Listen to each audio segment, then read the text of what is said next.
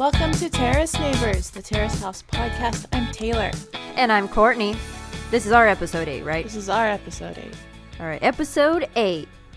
And we're going to talk about episode 9 in Terrace House. What a good day. What a good day. Did you have a good day today, Courtney? Because we said last time that we both had to have a good day. I mean, I've been having a good day so far. I don't have to go to work, so that's always a Same good day for here. me. Yay, not working. I love having, I did 5 days in a row, which I know that's how most people work their jobs, but I work retail, and it included the weekends, so I'm very tired. Yeah, no, I can imagine. I mean, I hate having to work 5 days for my job, and I have to work with people. It's not fun. It's tiring. Yep. It's like back to school shopping, so everybody's coming in for their books. And it's like half of them are out of print, or we just don't carry them, so I feel like having to have the same conversations over and over and over and over and over again. Don't worry, I have to do that for my job too. But then people argue back with you. Yep. So they argue. They don't understand it. It's like, I didn't make the rules, but the rules have been around for like 10 years, so we're going to follow them. Sorry. Yep. Yeah, no, I just had this feeling, I think either Saturday or Sunday, it was just like super busy. I've been busy all weekend, and it was just like, it was just like that feeling of like, oh no, the holidays are coming up. This is just going to be my everyday until next year. It's no fun. No fun. But yeah, let's jump right into it. There's a lot to cover this time. Yeah, a lot happened. I mean, it was a good day for some, but not a good day for everyone. It depends on who you're talking to. Yeah. I feel like. Recapping the recap, they go over last week's. Everybody's very put off by Makoto. Uchi and Minori are going on a date this episode. They call them their relationship sort of like the oasis in the house. They're very refreshing.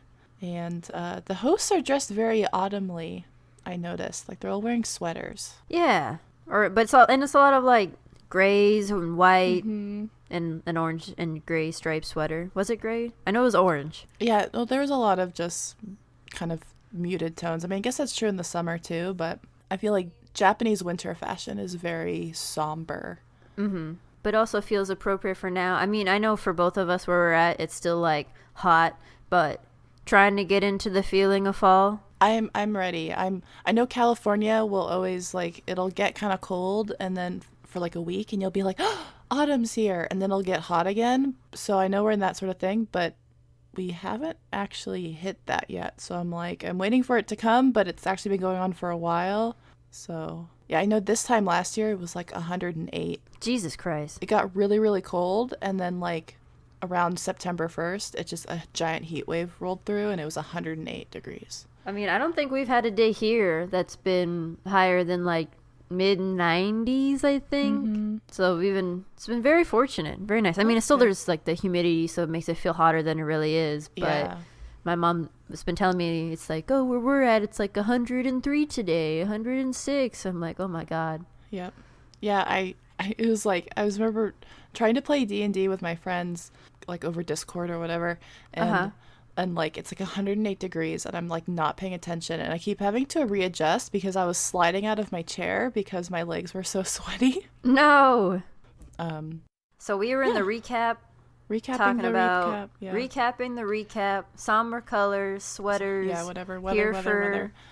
Here for the fall. And then we go into the episode. We open up with Minori, who's reading Slam Dunk in a like cool kind of funky like Shibuya cafe. And I wonder if she's reading it because they had made a Slam Dunk reference earlier in this show. No, I'm wondering about that too, because it's like, well, we talked about Slam Dunk, they talked about Slam Dunk. It's just all too convenient, maybe. So then like that leads to a question that I have right out the gate, which is like, do you think they're watching this as it airs? Like, do you think like they themselves are watching the episodes in their free time? Maybe. I mean, they were shown watching like the little preview things. Yeah. So, I mean, I don't see why not watch yourself, because I mean, they keep up to date what the people on Twitter are saying, and I'm sure they want to know, like, after a week or whatever has happened in the house, like, how did they turn that into an episode? And I'd probably, if I was on the show or something like that, it's like, okay, yeah, I'd watch it after it comes out each time to see, maybe. But then I wonder then, like, is that why Makoto, like, changed his tune so suddenly, like, to Yuriko again? Like, maybe did he see the first episode where he saw that, like, they were all into him, and then he was just like, because okay, so it's like, what if he was interested in Yuriko, but he didn't think he liked her back, or liked him back, pronouns, and then so he was like going for Minori because they had like a good rhythm going, like going on jogs and stuff like that, Right. Because it seemed like he was going more for Minori, and then all of a sudden it became Yuriko, and I wonder if that's because like he watched the first episode and saw them talking, all the girls talking about how much they liked him, and so he's like, oh, actually, I do have a chance with Yuriko. I have a chance. And so then he went for that'd Yuriko. Be interesting. So he went after Yuriko, but then it kind of backfired, and maybe he got the vibe that she wasn't into it, and so that's why he changed so suddenly back to Minori, because Yuriko is kind of giving him, like, because he had this sort of declaration where he's like, I'm not into Minori, wink, wink. But then all of a sudden, oh, okay. And it could be that, like, because he realized, like, oh, she didn't respond to that the way I wanted her to. Abort, back to Minori. And that's my, that's my conspiracy theory. Well, I love conspiracy theories, so I'm here for it. And it all comes down to them, like, I wonder if they watch it. I mean, it could be also that, like, when they were setting up for the filming, a producer was like, here, let's open up the shot, you're reading something. And she's like, oh, I don't read manga. Like, what should I read? He's like, oh, here's Slam Dunk. Like, that'd be funny. Call back. Yeah. Although, I think it's interesting with, like, I don't know, I guess if you talk about it, like, oh, yeah, a sports manga or something doesn't seem like it'd be that interesting because you're not actually watching, like, the movement in the sport. But you can get really into them. The way that, like, I guess because it's over-stylized or it's almost like... Well, from what I can tell, nobody actually watches sports anime or reads sports manga because they actually are, like, interested in the depiction of the sport. It's the high emotion and, like, the intense... Friendships, yeah. Because, I mean, even if you watch an anime, they're not, like, perfectly animating. Right. You know, unless you're watching, like, Yuri on Ice or something. Well, yeah. Which had, like, scarily high production values for their skating animation, but that's different too because that's what the sport is as opposed to like volleyball, which is just hitting the ball real good. Hit that ball. I did like it, or like Haikyuu, but I just like how some of the people, like, it over exaggerates the way people arch their back. It's like, he's folded in half. I don't think he can go back and spike the ball. I don't think this is how your spine works, but whatever, it looks cool, I guess. That's not how human bodies do the thing. Yeah. But yeah, so Minori's meeting with her sister. Her sister looks just like her. They have the same face. Yeah. I mean, I guess that makes sense being sisters. Me and my sister are like the same general face. Yeah, that's true. My sister and I constantly get mistaken for one another, which is sort of confusing because it's like, I have bleached hair and glasses and she does not. Like, even if we have very similar facial features, it's not like your hair or any other stuff is similar. You have very distinct different style. Yeah, it's like there's a very easy cheat sheet, and is this person wearing glasses, yes or no? If it's yes, it's Taylor. If it's no, it's Simone. Like, that's very easy. Yeah, they have the same face, but no offense to Minori, but her sister is obviously the hotter one. Oh. Her sister is so hot. Her sister is so hot, Courtney. She has a deep voice. It's very deep. And she chastises Minori for sitting. The way she's sitting. The way that she's sitting. And I'm in love with her. I don't remember her name, but I'm in love with her. No, I totally forgot her name, too. But, I don't know, Minori kind of gives me, like, low-key gay vibes. And this kind of, like, because there's, like, a joke that, like, gay people can't sit properly in chairs. Like, you can tell if someone's gay because they're kind of sprawled or sitting sideways in a chair. It's a joke, but also Minori's not.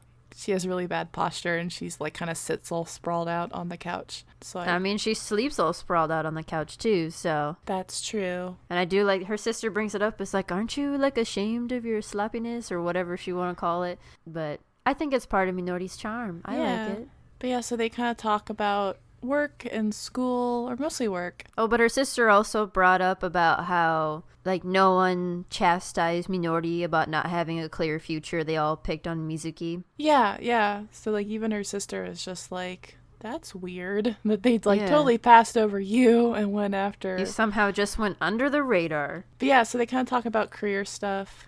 Minori says like she wants to work at a ranch, which like her sister jokes like, oh, you know, when you're not young and pretty, and when you're like old and wrinkled, you'll go work on a farm. And she's like, no, like not like that. Like it's not like my fallback in the future. Like that's what I want to do. Mm-hmm. She says she's just modeling now because she's in Tokyo and it's an option. Like it's like not It's just a way to make reliable money pay. that she can do. Mm-hmm. Yeah. But she's also like thinking about quitting her part-time job. Yeah. Now I'm trying to remember what I was going to say. Oh, because it seemed like her sister was pushing her more to focus going towards modeling or pursuing it a little bit more and not, you know, like you were saying, quit the part-time job and actually focus on one thing. Because like Minori was sort of like, well, I'm not like modeling's not what I want to do. It's something to do. It's like, but it doesn't pay as well and it's not reliable income like my other part-time job.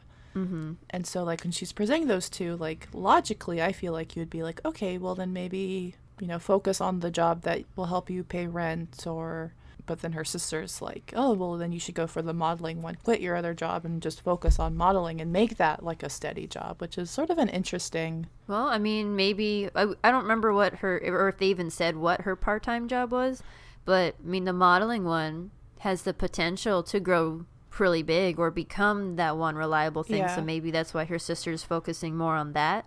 Well, Because I maybe mean, the part-time job's just like at a convenience store or something. no, Maybe I think they've either shown her at her part-time job or she's mentioned it, but I think she works at a clothing store. She works like at a boutique. Oh, that's right. Yeah. I forgot. I mean, that is true, but like, yeah, I don't know. I mean, plus she's still like in school, so it's not like she, I guess, needs to have to get like her career or something like that per se. Yeah. Because she still has to do job hunting and stuff later on. She's still got university time. Yep. And then she also talks about her date with Uchi. Yay! And she says that she had like a great time with him on the first date, but she didn't really think of him in that way until that date. And I wonder if that's the same with him. Like, so they kind of both went into it like, kind of like, well, you know, he's seeing all the other Casual. girls. Yeah, he might as well see me too. And then it kind of changed once they were like spending time with each other, Time like together. actually getting to know each other. Yeah. But like I agree, like I kind of feel like the best relationships, like not just in my own life, but like ones I've observed with other people, are the ones that are like based in friendship and sort of like you're getting to know each other, like platonically enjoying one another's company. Rather than just as a romantic interest Yeah. first only. Like you know, as opposed to being like, you know, let's say like Yuriko and Makoto, like if they were to go on a date, like, you know, they both were like physically attracted to each other immediately. So they kind of go into it like maybe kind of expecting for there to be like, they kind of come into it differently than I think Uchi and Minori went into their date, Yeah. which was, or even like Uchi and Yuriko went into their date, because I feel like Minori and Uchi went into their date just being like, well, we're buds, you're easy Right, to we're talk just, to. it's like we're hanging out, but yeah. Yeah, let's see how it goes. Yeah. And like I feel like that's like part of the reason like I struggle with online dating. And part of the reason like I deleted all of my online dating accounts last year is because like you're introduced to this person like with the expectation of romance. So like you're spending the first date like getting to know each other, but it's not like a comfortable casual getting to know you. It's like, Well, there's that pressure, I yeah, guess. like Which you is know, probably like, just like how Uchi was saying, he felt like he was more tense or under more Yeah. pressure with Yuriko. That's probably, you know, that same thing. it's like you're going on dates, but you both know that like you're just kind of like going on dates and knowing that like at a certain point you're going to start dating. But there's none of this like I just like spending time with you and letting things kind of naturally evolve. It's more like There has to be progress. and like I think about like my own dating history, and like I went out with a guy. I'm not sure if I've mentioned him on the podcast before, but he kept asking me for like embarrassing stories. Oh, yeah. And it was like the first date, and he did it again on the second. But it felt like just such a Personal. personal. I think we have mentioned it, but Yeah. it felt like something that you would look up on like how to get the conversation to become very intimate very fast as they're talking about like these very vulnerable things. And I felt like he was focusing on trying to like get past the small talk and getting into like the real conversation. But I mean, some of that small talk's important to get, Yeah. like, as your introductory. And Instead then as you of- get to know each other, then you get into that deeper stuff. Yeah, instead of just like genuinely like enjoying the evening and trying to get to know each other, like, and then comparing that to like my ex, where our first date we went to a coffee shop and we were just kind of see how it went, and we ended up talking for like 6 hours just about Nice. everything, just like, you know, about the podcasts we like, about like TV shows. We just like, we didn't even realize the time had passed, and it was like a really, really good date because we left like we had just had a casual conversation. There wasn't any hand holding, there wasn't any like There was none of that pressure. none of that pressure. We were just like, which is part of the reason why I like doing coffee shop dates as opposed to like dinner dates, dinner and drinks, because coffee shop, it's like if it's not going well, you can bail. It's easier to, leave. It's at 11 o'clock in the morning and you can just leave if it's not going And then you great. still have the rest of your day to do something else. Exactly. But yeah, so I feel like probably Minori and Uchi's relationship feels a lot more natural than I think any of the other combinations that have been presented to us, Yeah, I agree. because they were kind of out of the blue. Like they were not ones that you would guess. Well, I mean, as we watch their friendship and as they're getting closer, I mean, it makes sense. Yeah, and I mean, you do have those couples that like just click the moment they meet, but I feel like those are kind of much more uncommon than the other ones. Yeah. But yeah. But now we get to the next date. Yeah. Uchi Minori's next date. So they go up to Saitama, which is my old neck of the woods. I just like that the opening thing where Minori's just like I think she's gotten more like into like teasing Uchi and stuff like that. It seems like, and it seems he gets more, not embarrassed if the right word, but because he's like, oh, stop touching me. Ooh. They're very playful, which I Yeah. like. But yeah, so I think they go to like, it's like Chichibu. It's like a sort of a farm, kind of outdoorsy place up far into Saitama Prefecture, which I actually had no idea that was out there. Neither did I. Well, I mean, I looked it up, and it was about a 2-hour train ride at least from like my old station. So, Oh, wow. because like I lived in Saitama City, which is just right across the river from Tokyo proper, sort of like how you lived in Kawasaki, which is right across the river. Across the river, yeah. On the other side. So it was really convenient for like getting into Tokyo for school and like hangouts and stuff like that. But I think a lot of the interesting things to do in Saitama are much further in. Yeah, because it's like even the closest big one I can think of is Kawagoe, and even that's like, That's quite a ways. yeah, for my station it was like, I would hop on like the Saikyo line, and it would be the last stop. But like some of the trains wouldn't even go that far. Yeah, it was quite a schlep even from like where I was in Saitama. Just like keep going. Okay. Yeah, but yeah, it's really pretty out there. It's like nice and woodsy. And then it seemed like there's a lot to do in that whole little Yeah. area, because there was like, it looked like, well, I don't know if you could do grape picking, but I saw Yeah, them growing yeah. grapes, so I just assumed there was grape No, picking there was there. a sign that said you could pick grapes, and I think Oh, okay, there was cool. probably like a petting zoo, I think, and I mean, there's a zip line. yeah. So they made soba. Which is kind of hard to actually properly chop evenly, Yeah. because I've made soba before. Oh, So there's but I did it in Niigata, and I guess they have like a specialization where they put like matcha or something. It was something they add to the soba as well up there. So you had your powder, whatever your soba powder, and you added that extra powder, and I think it was water. But like everyone, it was a kind of a group of us, and everyone kind of helped mix it, and you had to like fold it and stuff like that. And then you laid it out and stretched it out.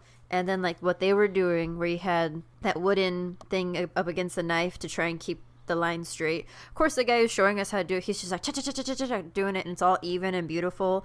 And as we're passing around, it's just like, okay, here I go. Like you really did have to keep like a rhythm yeah. to make them even, because otherwise, like, all of ours were like way too thick and too fat. Like Uchi made a joke about, oh, it's udon, but it's like ours was actually like udon, and you could, when you're eating it, you could tell the difference in the texture and the unevenness. It was funny. Yeah, I guess that's true. Like there are different regional like soba varieties. Because I was kind of surprised that the soba that they made was white. Because I always associate soba with being sort of like gray or sort of like an Gray, off-white. yeah, gray brown, yeah. Yeah. Or like there's a Japanese restaurant around here that does the matcha soba, so it's always green. Mm-hmm. Yeah, I mean, What is your favorite way to eat it? Because I think I like to eat it where it's like you have it cold, because you can do Yeah. it cold and hot. Yeah. So you do it cold on like a super hot day, and you dip it Mhm. into that sauce or soup, Yeah. whatever it is, and you slurp it up. It's so refreshing. that's a zadu soba, right? I think so. Or is that the one that they do have like there's like a running water and they No, let it flow that's down? that's somen. That's nagashi Oh, okay. somen. Okay, Which I mixing up also all my was thinking noodles. about. Yeah, so zadu soba is it's the cold noodles, like they're buckwheat, and you pick them up, and you actually like, as opposed to like it already being in a broth, you have like a cup of the sort of broth, but like whatever the sauce is, and then you dip it in, Delicious. That's what it is. and you can sprinkle like shredded like seaweed in it, so you dump it in, and you like get it all nicely covered, and then you lift it up to your mouth, and then yeah, that one zadu soba. And nagashi's like in somen, which is a different kind of noodle. It's much thinner and it's white, but they would sell those in like the convenience stores in the summer, and they were always the best. They're so good. They were the best because they were just cold and refreshing, but also like filling. They were just really, really, really good when it like the weather was hot. Yeah, you don't want to go outside, but you sit out, maybe have your window open or something, you look out in the scenery and you're eating your nice soba, and it's all cool, refreshing, and you don't feel that heat on you. Or you're you like also- me and you're hunched in front of your air conditioner. I mean, either way. But yeah, but I thought that was kind of funny, like, to watch them make soba, because like they're just both so Tokyo-y. Like they're Tokyo fashion people, and now they're doing this very hands-on, like making soba. I mean, I thought they did really good. Minori Yeah. was like super good at chopping evenly and stuff. I was impressed. Yeah, so and then after they eat, they go ziplining. So it's a very outdoorsy date. Very Yeah. The Which- ziplining looks super fun. It just made me nervous where it's like, so shouldn't there be like attendants who attach your line on or something up there? Because it seemed like they're like the only ones up there, but It could be like maybe the attendants didn't want to be on camera, so they stepped aside or something. maybe. I hope 'Cause- so. Yeah, because I feel like sometimes the dates are very like short or very staged, because sometimes businesses won't let you like Film and stuff like that. employees, that sort of thing. Like later on when we see the Yuriko and Yuki go to the Blue Note, we don't even see them at the Blue Note because probably they couldn't get permission to film them there. Right. But yeah, this is sort of like the second date of theirs, and they kind of talk about this too, where they've gone on like a day trip, and Oh yeah. and I wonder if like despite their very Tokyo careers, like they're more kind of like nature-y people, and so they're attracted. They seem like it. Like they seem pretty outdoorsy, going out and about and stuff like that. Yeah, so they're not doing like the So. classic like go out to a restaurant Or the Or- movies, or the movies. karaoke. or an arcade, sort of things that you can do immediately. Like they're kind of more into like, let's go out and see some cows and make some soba that we then eat ourselves, and then Yeah. like zip line and go see some trees and go on a hike. And so they seem like they're a lot I mean, more, they seem like they seem pretty fun dates. It's yeah. more. I mean, it's not like necessarily my style, but they seem very compatible, and Yeah. like they both seem to genuinely enjoy it. Like I can't really imagine Yuriko like as Oh, much doing absolutely. ziplining and stuff like that. I don't know. Even Mizuki, like I feel like Mizuki would be a trooper, like she would do it. And I think Mhm. she'd have a good time, but I think she'd be a lot more sort of apprehensive about it. and Yeah. a little more uncomfortable. But yeah, so then they're like sitting afterwards, and Uchi asks her if there's anyone in the house that she likes. He's so direct Yeah. about everything. It's like, oh, he just comes out and says it. It's like, oh, But I like that. That's charming. Yeah. That's charming. I like that. no games with Uchi. He's just Mm-mm. gonna tell you how he feels and tell you, just get straight to the conversation. So yeah, Uchi asks if there's anyone in the house that she likes, and she says she's not sure. And he says that he's like, well, I asked you out on this date because I like you. Yeah. But he doesn't need an answer right away because he's a good dude. So he's like, I'm Yeah, of not putting course. you on the spot. I'm just letting you know how I feel. Mhm. And the way that I feel is that I like you a lot, and that's why I asked you out on a second date. And then Minori was all cute and She was so cute. embarrassed. She's like, I don't know what to do. I'm not good with this kind of stuff. Mhm. She's like like when he's like, "Is there anyone in the house that you like?" She like bursts out laughing.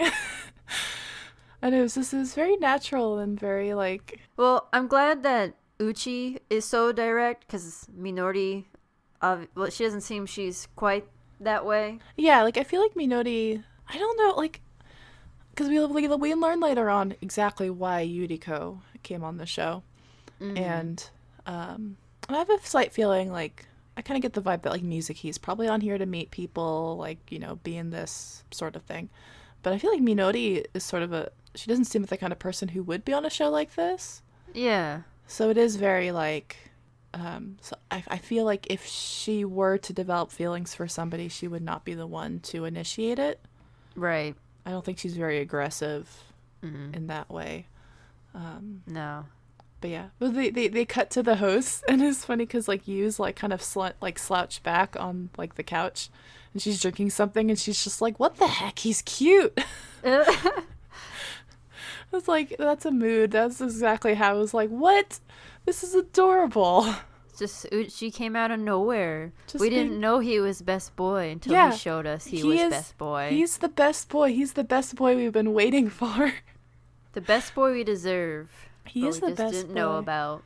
I know, and the host decided it's a good date and that Minori's reaction's a good one. Like, it's very positive and promising if that's the way that she's reacted, because it's not uncomfortable. It was very, like... She seemed really happy to me. Yeah, she seemed happy. Like, she wasn't making any sort of commitment, but, like... It was a good day. It was a good day.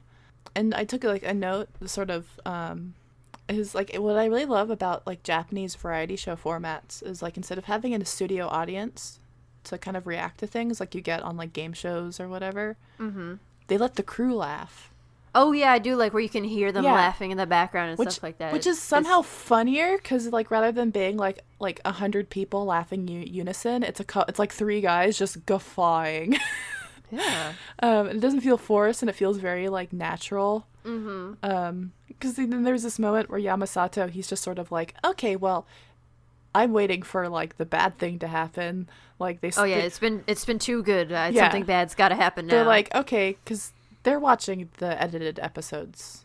So I think that kind of goes back to our question that we had last time. It was, how edited is it? I think he was sort of like, okay, well, since they started off this episode, the editors started off with a nice moment, that means something terrible is going to happen real soon. And there was just like a single giggle from like, there was just like one female voice like off screen that was just sort of like, like, you figured us out, but I'm not saying anything. Not saying anything. You'll see.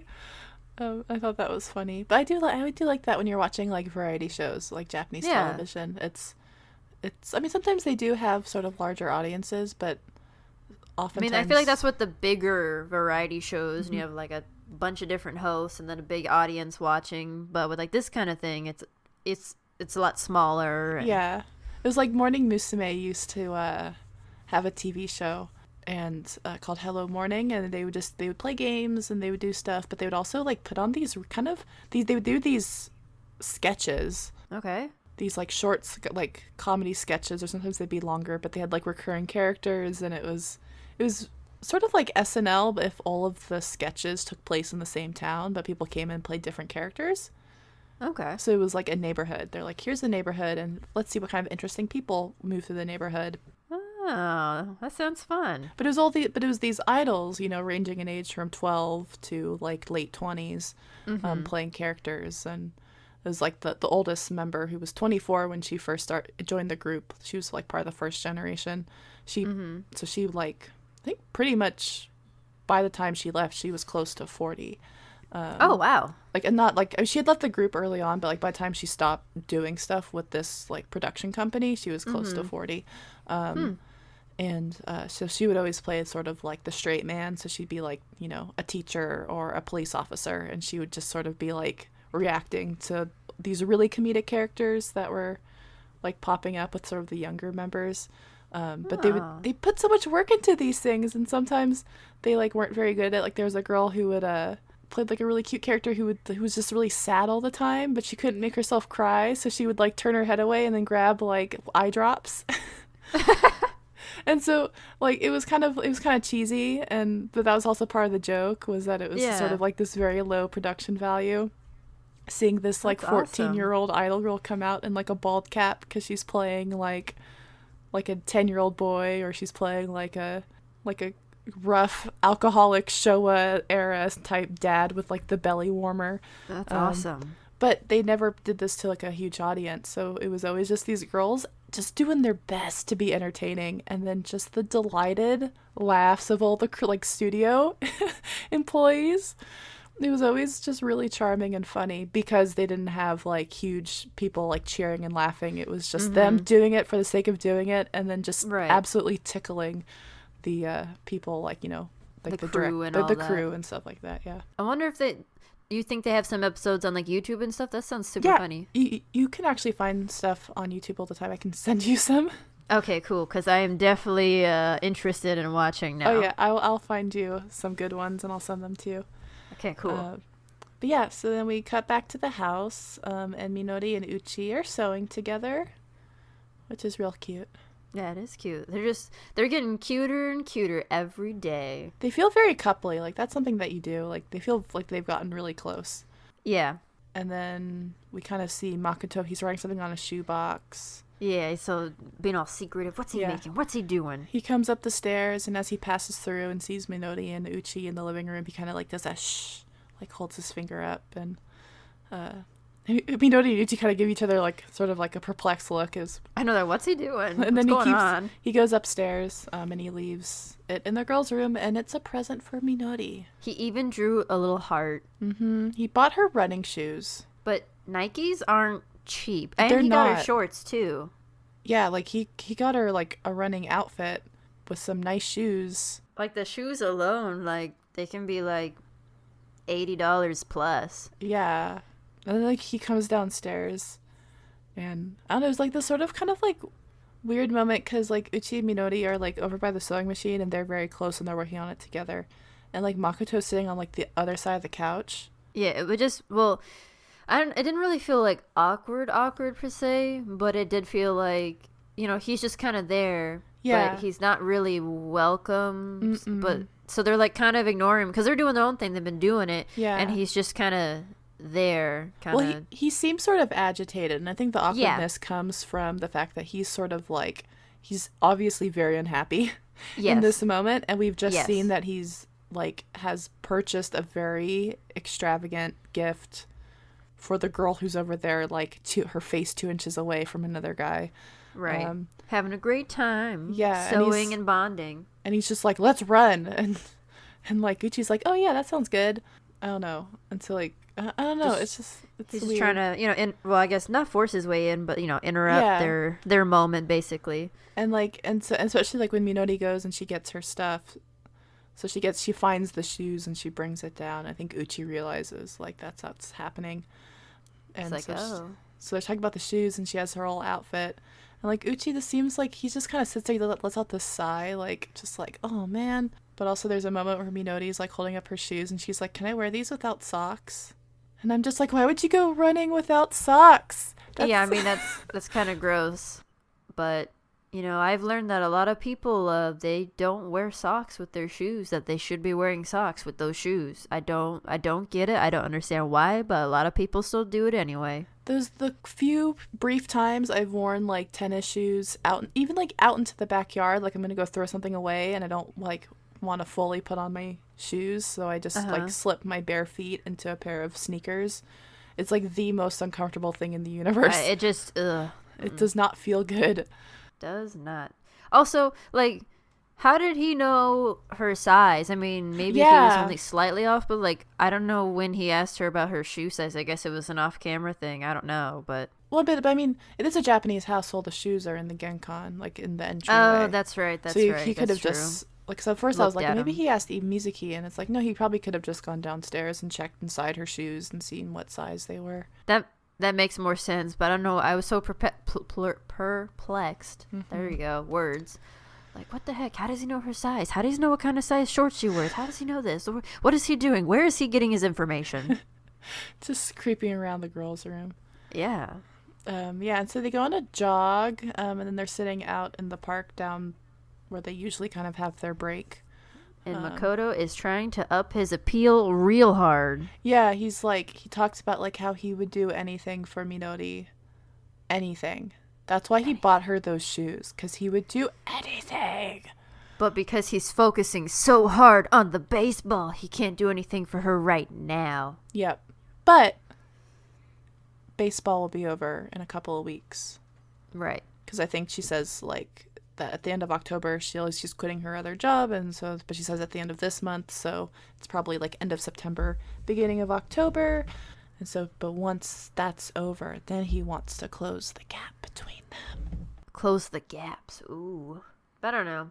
Even the hosts, even the little recap thingy, they kind of were like, oh, he was talking about, you know, he wants to do anything for her, blah, blah, blah. Oh, but remember, I bought you those Nikes, those expensive shoes. Remember how I did that for you? It's like, you just gave it to her a few hours ago, Jesus. And it's such an immature approach to relationships. Like those kind of people who feel like, I mean, obviously, there are those different love languages. Right.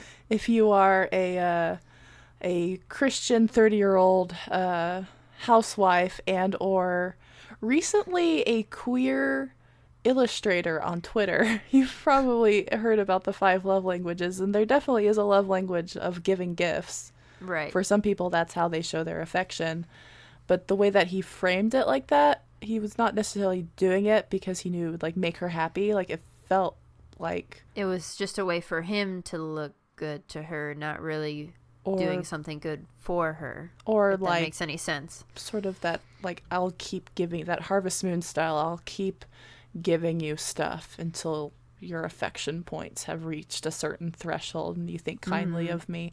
But yeah, it's a very immature way of sort of thinking of sort of transactional relationships of like, I need to do an X number of good things and buy them an X number of nice things, and then I'll get this in affection points back. Yeah, and the sort of like, you know, I bought you shoes, so in return I want us to be closer. And I mean, Minori, even the host said like Minori didn't really react, or I don't remember her saying much to it. But well, just the difference between her reactions to Uchi telling her that he likes her and Makoto kind of expressing interest is so different. Yeah. Because, like, one, she's, like, laughing and having a good time, and she's embarrassed, but she's smiling the whole time, and she's engaged. And this time, she's just sort of looking down straight ahead, not really saying anything. Yeah, pretty quiet. Mm-hmm. There's... And it, you know, it could be because, you know, Uchi had confessed his love, and so now this is complicated, because now she doesn't know who to pick, but I don't think so. I don't think that's... Well, even the hosts were saying, like, you know, she's kind of unsure or doubtful of Makoto, and... Yeah. And everyone's kind of got their doubts about him and his real intentions and stuff, and I think that also plays into it, because I think, compared to, like, when we first saw their running date to this one, I mean, I don't know if there's a level of respect that he's lost from her or what, but it's definitely like she does not feel the same from that first running date to this one now. Yeah, it's very different. Definitely not as romantic as the last time with the whole Tokyo Tower all glowing behind in the background and stuff. Yeah, definitely. But yeah, so then the next thing that we see is Minori's at her modeling agency, and she tells them that she's planning to quit her other job and focus on modeling. They kind of talk about that a bit, about like, you know, the sort of things that she can focus on, and they talk about her career, and probably a first hard year, but then from that, after that first year, should get better from then out. But I find it really interesting. Like, I find it interesting, the Japanese fashion industry. And I think we kind of joke that, like, if you're, you know, a young woman living in Tokyo and you're thin and have, you know, symmetrical features, and it's, of course, you're a model. Yeah. But, like, I was just sort of thinking about it. It's like Japanese models are very short. They're not tall. Like if you're a model in the United States, you have to be at least 5'10". Yeah. And I mean, aside from the fact that there are very few Japanese women who actually reach that height. Like, most of them are like 5'2", 5'3", 5'4". Mm-hmm. But like I saw Seto Ayumi, who's a model for like Zipper. I saw her in person once. Oh. She is tiny. She cannot be taller than 5'2". She is the smallest person. Oh. But I feel like I was sort of thinking about it, and like I'm not that well versed into the fashion industry, but I feel like in Tokyo, when you buy fashion magazines, Japanese fashion magazines, you're not seeing like celebrity fashion. No, Like, it's like everyday, yeah. different ways to coordinate and style for So like the like, everyday person. so if you buy like Vogue or whatever, Vogue or even like younger magazines, like Glamour or something, like Uh-huh. they'll do like, you know, makeup tips, that sort of thing. But when you're talking about fashion, you're talking about like runway looks. You're talking about what people have worn to red carpet events. You're, or like, even if they are like, here's some clothes that you can add to your collection, they're real expensive. Like, they're from top brands. And the models are all super tall and leggy and beautiful because they're just meant to be hangers for these outfits. But I feel like if you're buying something like Zipper or like Can Cam or something like that, like these sort of young woman oriented fashion magazines, It seems a lot more accessible. yeah, the models are like, they're cute, obviously, but they're kind of more average sized. And they're showing them like walking around at real neighborhoods in Tokyo, and they tell you what stores you can buy these outfits. So I feel like it's a lot easier to kind of, it's more accessible to be like a magazine model. Yeah. So she talks about like, well, I want to do more shoots, but I'm not sure about the shows. But And being tall enough for the runway shows Yeah. or something like that, right? I mean, she doesn't seem that short. She seems pretty, like, a good height. she's probably 5'5" or 5'6", but probably 5'5", because Okay. that's sort of tall. That's considered tall in sort of Japanese circles for like Yeah. women's height. 5'7" or 5'8", that's like unusually tall. You're a giant. Oh my god. Honestly, though, like honestly, because I'm 6 feet tall, so I'm very tall. I was like head and shoulders above even the men over there.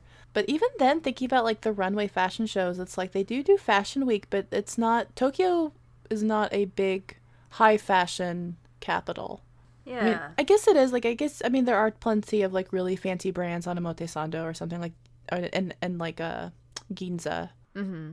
Like, if I try to think about like big fashion shows, like outside of Fashion Week, I feel like other than that, it's like just Tokyo Girl Style.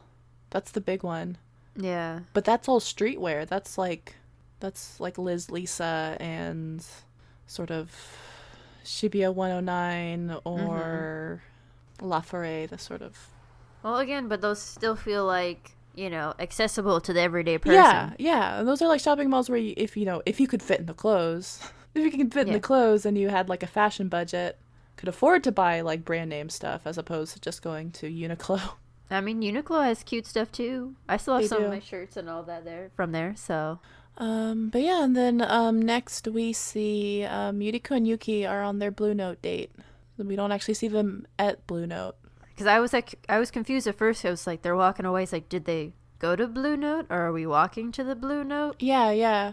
But we'd see them going to like a fancy restaurant afterwards, and they're like in Aoyama, so it's all like grown up and chic And as usual, Yuki and Yuriko, like, they always somehow, I don't know how they coordinate it, but it always seems like their styles, they're different styles, but like their outfits kind of match a little bit in a way, somehow. Yeah, I think they have different sort of styles. I feel like she's very feminine, Yeah. and he's a little more like a little sharper. But Yeah. I think they both kind of like the monochromes. Yeah. They have it similar, just like, always color happen to palettes. coordinate. I don't know. I like it. Yeah, so they go to this really fancy restaurant, and we kind of see them at the end of their dinner.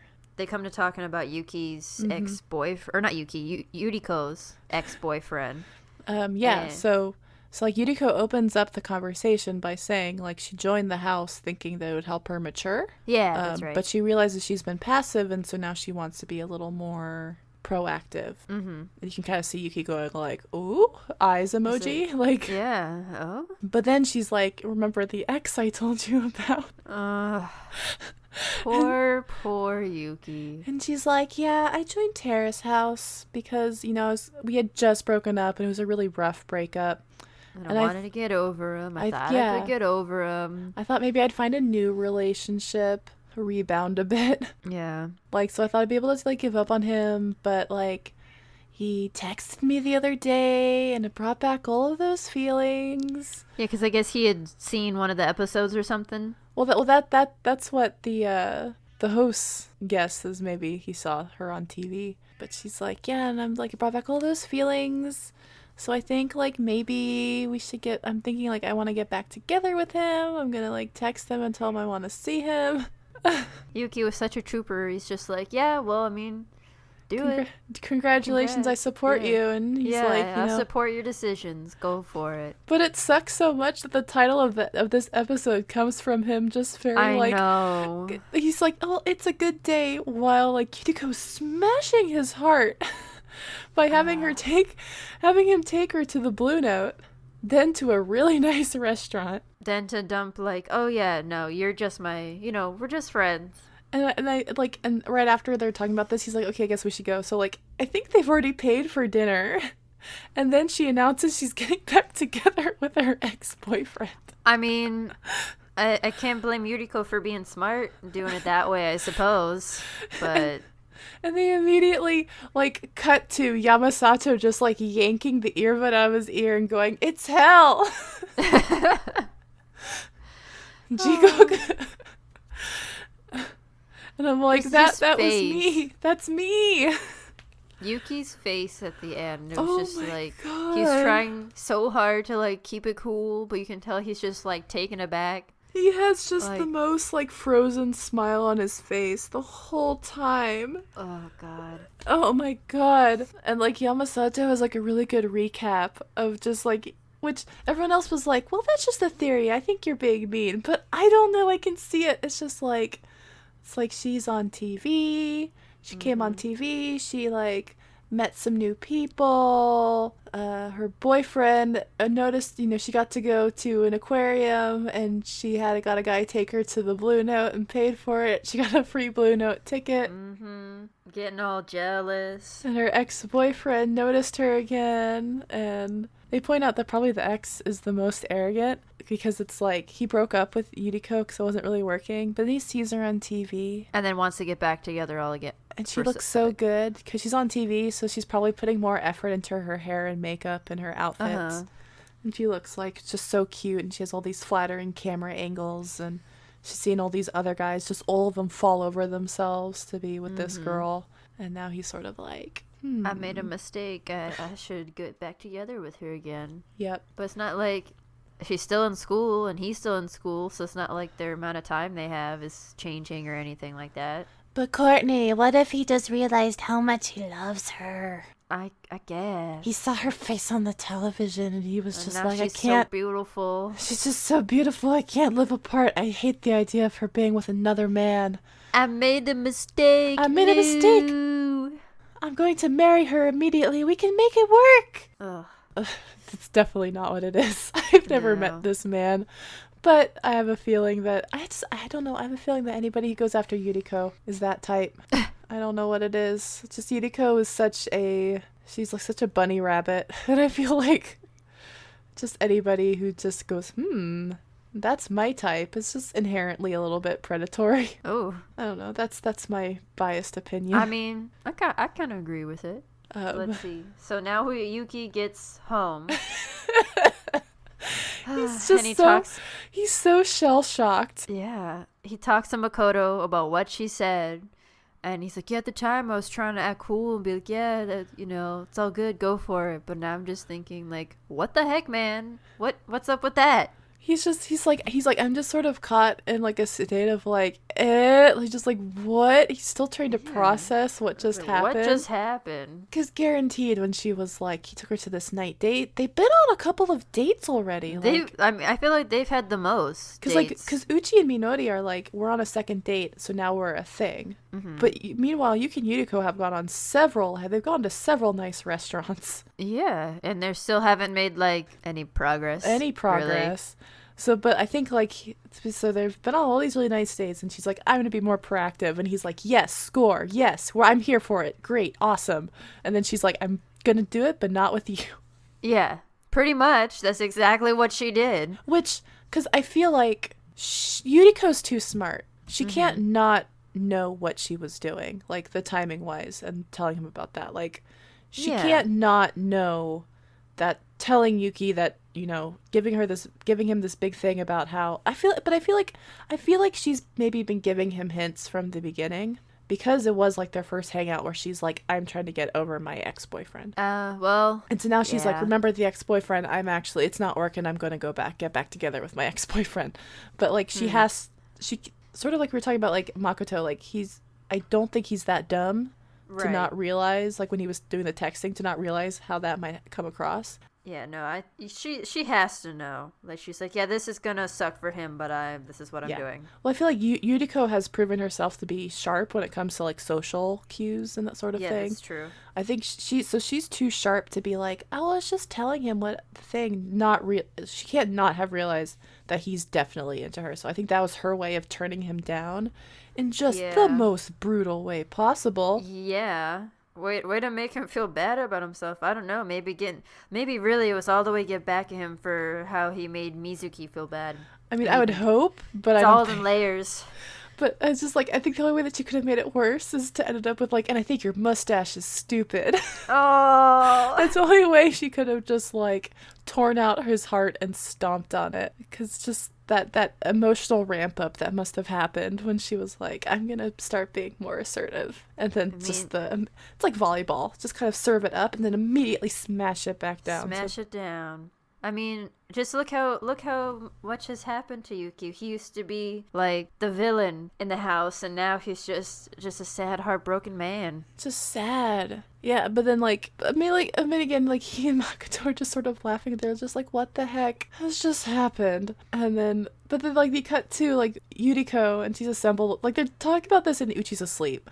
But they go back to the girls' room, and she's like woken the troops. They're all like lined up, talking about it, and she like, you know, tells the same thing, like, you know, I want to get back to my boyfriend, but she thinks that maybe her interest in Makoto was herself forcing herself to move on. Yeah, which is like, yeah, no duh, like you can't break up with your boyfriend 2 weeks before you start a television show and expect you're gonna be fine. Yes, wait, oh yes, totally, yeah, I'm totally over it after 2 weeks. Yeah.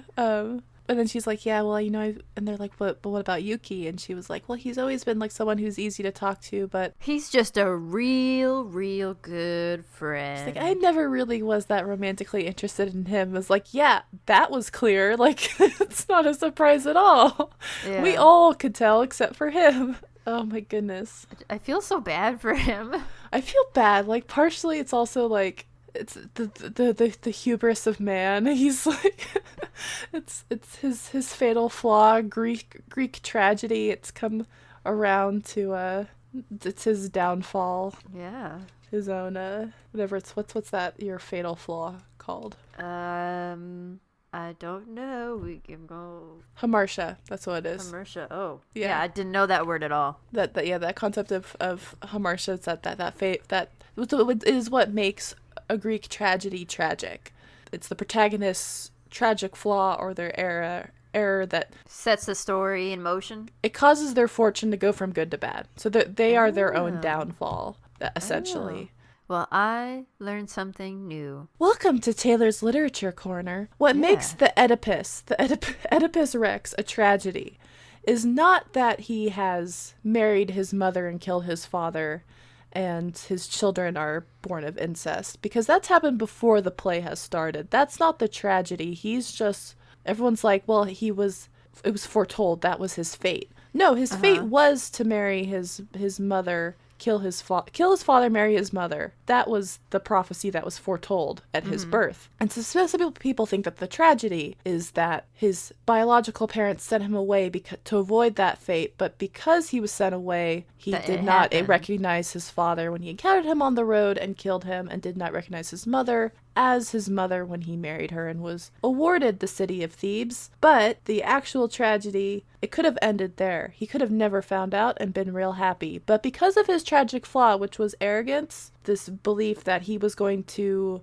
find out who his wife's previous husband's killer was, or not. What was it? He didn't realize that the person he had killed was his previous wife's husband, his wife's previous husband. So he was like, well, I'm going to find out who killed this dude, not knowing it was the same person.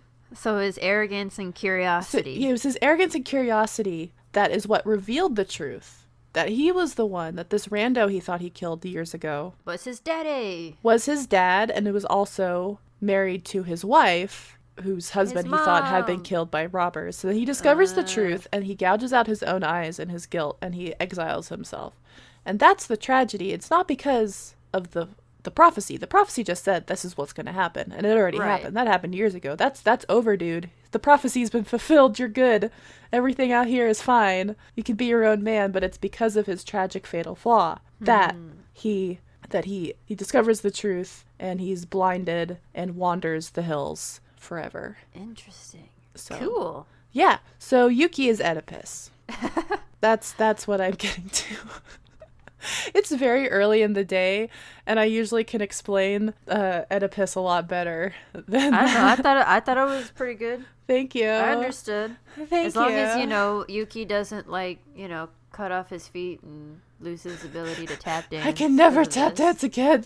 These feet have No. sinned. But yeah, so that's how we end the episode. What a good day for What everyone. a good day. Everybody had a great day. Everybody. Not a single person had not a great day. Yeah, not a one. Not a one. We all had an excellent, perfect day. And so next week we'll probably see. I feel like with this episode we have the winners and we have the losers in this battle for love. And Minori and Uchi are the winners, and Yuriko and Mr. Yuriko are also winners. And you have Makoto and Yuki, who are just like passed out in the corner. Big fat losers. Oh, and man. Mizuki has no placement, I guess. Mizuki's She was- above all of this. She's off. Oh, She's yeah. a busy lady. Has 2 jobs. She's Yeah, because did they say where she was? I totally honestly, I totally forgot about her. no. this She episode. wasn't in this episode at all until the very end when she was just seen talking to Yuriko. Oh, that's right. It was like, Yeah. So she was off having her own, fun adventures. Her own fun adventures. I would watch that show. Yeah. The spinoff, the Mizuki spinoff. But yeah, so that was episode 9. Next time we're gonna be talking about episode 10. What's episode 10? Before he says the words. Ooh, what are the words? Oh my god, I'm looking forward to this. I don't know what that means, but okay. I mean, it might not be a good thing because this episode, the title came from something not so good. So maybe we should be worried. The people who are in charge of naming the episodes have a sense of humor, I'm discovering. Yeah. But yeah, so that episode will be out on September 16th. As always, please rate and review us on iTunes, like us on Facebook, and if you have any questions, comments, want to reach out, send us pictures of your dogs, please. Or cats. Or guinea pigs. Guinea pigs especially. Honestly, any and all pets, unless they're tarantulas. I don't want to... I respect your choice to keep a spider as a pet, but I personally would not like to see it. Maybe if it's like a far away picture, not up close. That's scary. No, thank you. Please send us those either on Twitter at Terrace Neighbor or email us at terraceneighborspodcast@gmail.com. Again, I would love to have some letters, comments, questions, just your own opinions, your own thoughts that we could go over for our episode 10. And this is our episode 8. So it's only like one more before 10. Ooh. Oh Yeah. my goodness. So, I mean, honestly, if you could send us those before, by the 16th, when our episode 9 comes out, honestly, that will kind of be the cutoff. Or no, just before, that time, because we're going to have to record episode 10 a little bit early. Mm-hmm. So yeah, that's everything we have to say about this one, I think. I'm real hungry, so I'm going to go get lunch. Yeah, now that I've gotten hungry now over the time we've been talking. Talk about so soba. I'm actually very proud of us for not going on a giant soba rant. I mean, We did talk about it a little bit, but it was appropriate. yeah, an appropriate amount for soba. I just wanted to talk about how I've made it before, and I had to talk about eating soba the cold way. Yeah, because it's the only way to eat it. I've never eaten a hot soba in my life, and I don't intend to start now. I mean, I have tried it, and I'm not about that lifestyle. It's Not at not all. for me.